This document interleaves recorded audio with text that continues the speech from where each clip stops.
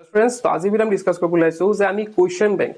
আমার হাতত question bank যেবিলাক থাকে আমি সকলোৱে কিনো বহুতে টিচাৰ সাজেষ্ট কৰে যে কোয়েশ্চন ব্যাংকখন লোৱা তো কোয়েশ্চন ব্যাংক অকল ক্লাস 10 ৰ নাথাকে ক্লাস 12 ৰো থাকে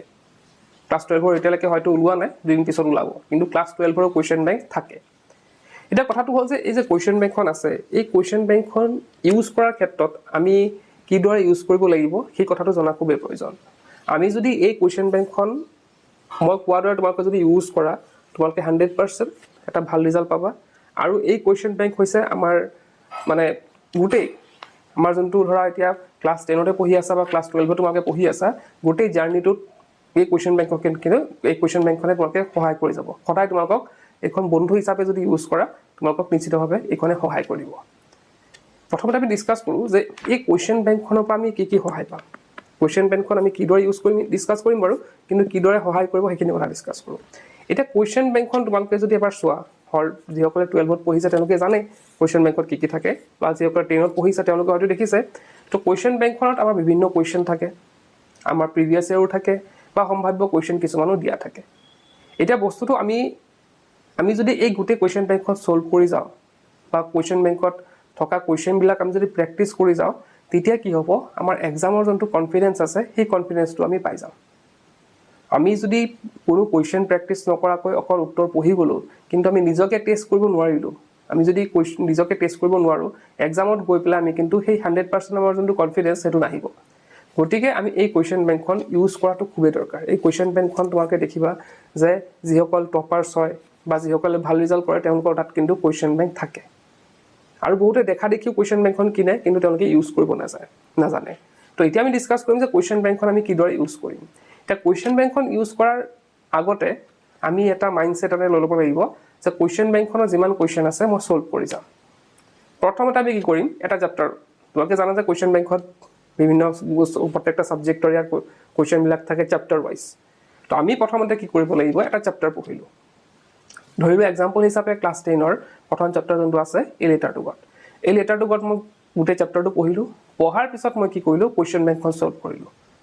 কোয়েশ্চন ব্যাংকখন মই সলভ কৰিবলৈ কি কৰিব লাগিব সদায় এখন বেলেগ এক্সট্ৰাকে বহি লবা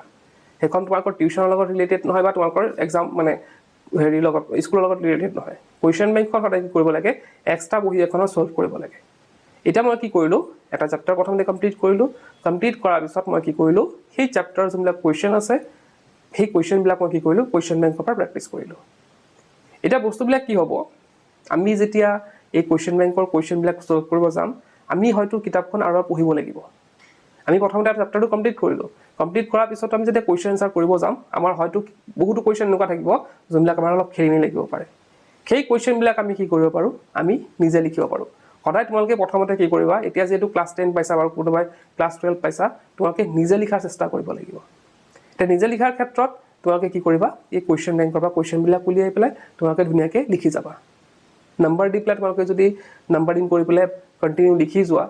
লিখাৰ প্ৰ্যাকটিসটো হ'ল আৰু এটা তোমালোকৰ নিজে লিখাৰ প্ৰ্যাকটিসটো কৰিব লাগিব মানে ধৰা এটা তোমালোকৰ লিখাই দিলে মুখস্থ কৰিলা হেতু এটা দিন নাই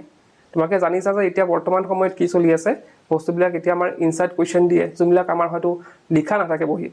তেনেকুৱা কোয়েশ্চন আহি যায় গতিকে আমি যদি কোয়েশ্চন ব্যাংকখন লৈ পেলাই তেনেকুৱা কোয়েশ্চন বিলাক প্ৰ্যাকটিস কৰি যাও আমাৰ কি হ'ব এক্সামত কোনো ধৰণৰ খেলিমেলি নালাগে আমি ধুনীয়াকৈ কি কৰিব পাৰিম যিকোনো কোয়েশ্চন আহিলে আনসাৰ কৰিব পাৰিম এটা তোমালোকে আনসাৰ বিলাক লিখি পেলাই এটা বস্তুটো হ'ল যে কিছুমান কোয়েশ্চন আমাৰ হয়তো খেলিমেলি লাগিব পাৰে বুলেটো কোয়েশ্চন আনসাৰ পাৰা নাই তোমালোকে এইখিনি টিচাৰক চেক কৰাব পাৰা টিচাৰক ক'ব পাৰা যে এইটো কোয়েশ্চন আনসাৰ মই কি হ'ব স্যাৰ চাই দিয়ক বহু ছাত্ৰ ছাত্ৰী সেইটো কৰে তেওঁলোকে টিচাৰক সোধে যে এইটো কোয়েশ্চন কি হ'ব পাৰে আনসাৰ কি হ'ব পাৰে বা তোমালোকে কোয়েশ্চন আনসাৰ বিলাক লিখি পেলাই তোমালোকক যদি টিউচন টিচাৰক বা স্কুল টিচাৰক চেক কৰাই লোৱা তেতিয়াহ'লে আৰু বেটাৰ হ'ব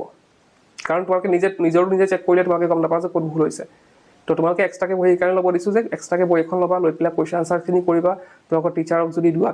তেওঁলোকে নিশ্চিতভাৱে তোমালোকক চেক কৰি দিব তেতিয়া তোমালোকে গম পাবা যে তোমালোকৰ ক'ত ভুল হৈছে আৰু সেই ভুল হোৱাখিনি শুধৰাই পেলাই তোমালোকে নেক্সট চেপ্টাৰত তোমালোকে সেইখিনি ইউজ কৰিব পাৰিবা এতিয়া তোমালোকে প্ৰথম চেপ্টাৰটো ধৰা কৰিলা লেটাৰ টু গড কৰি পেলাই গম পালা যে মোৰ এইখিনি ইমপ্ৰুভমেন্টৰ দৰকাৰ আছে ৰাইটিংত এইখিনি ইমপ্ৰুভমেন্টৰ দৰকাৰ আছে গতিকে মই যেতিয়া নেক্সট চেপ্টাৰটো আমাৰ কি আছে নেলছন মেণ্ডেলা আছে তো মই নেলছন মেণ্ডেলা যেতিয়া কৰিম তেতিয়া মই কি কৰিম মোৰটো মনত থাকিব আইডিয়া বিলাক যে সাৰে যেতিয়া বহিখন চাব তোমালোকৰ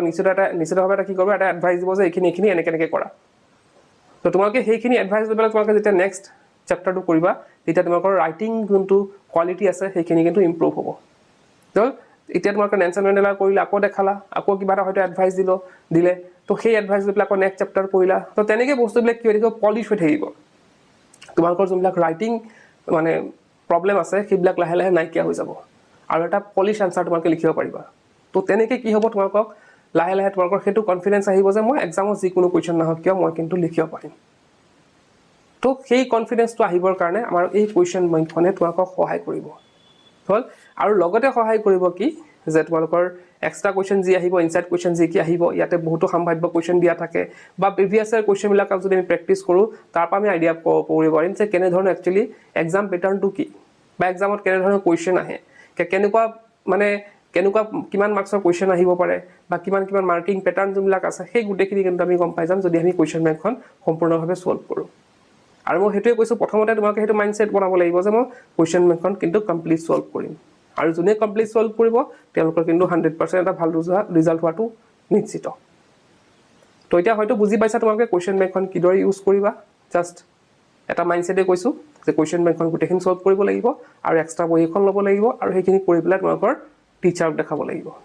তো এনেদৰে যদি প্ৰেক্টিছ কৰি থাকা আশা কৰিছোঁ আগন্তুক যি HSLC বা HS 2027 আহি আছে তেওঁলোকৰ ছাত্ৰ ছাত্ৰীসকলে নিশ্চিতভাৱে এটা ভাল ৰিজাল্ট কৰিব পাৰিব তেন্তে আজি ভিডিঅ'তে শেষ কৰিলোঁ আৰু ইয়াতে